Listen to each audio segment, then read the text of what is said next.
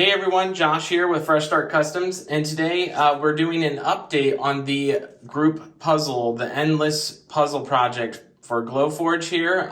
This is the Glowforge at Home group. If you're not part of it and you want to join in, feel free to join the Facebook group. I'll try to remember to put a link for that in the description below or in the comments below.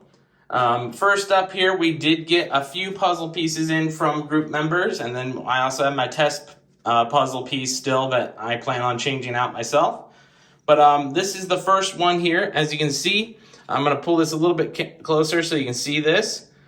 This one came with a note to kind of explain what this means here. So I'm going to read this note here real quick for you guys. This one's from Stephanie. It says, "Here is what Glowforge means to me. I love to be able to make games. I have made lots of boxes for my card games, and I have purchased a war board game that is played with marbles. I have several people who want one for themselves, so I was able to recreate it, and I made disc instead of marbles. I can't wait to see how big the puzzle wall gets." From Stephanie. So as you can see, this looks like a board game that she created, and she just made a miniature version, put it on there, has her state down in the corner. Super cool first piece to add to the puzzle. I'll show you guys the puzzle so far once I get these pieces snapped in after this. We're going to go to the second piece now.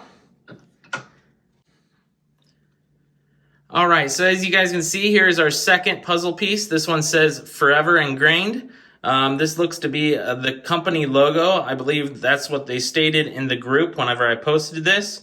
I do post in the group about these, so they have their own highlighted section that you can check out in the group as well. So you'll have your own highlighted puzzle piece post for each puzzle piece that comes in here. But it looks like their catchphrase is "Making memories last a lifetime." And they have a nice little vine that engraved around the edge, and then they did this real nice stain look to it. So this is super cool too. This one looks like it is from someone called Jerry. I'm going to leave last names out of the videos here, but I will tag everybody that'll let me tag in those featured posts on the group. But yeah, so let's go ahead and jump over to the board after I snap these in place, and I'll show you guys the board so far.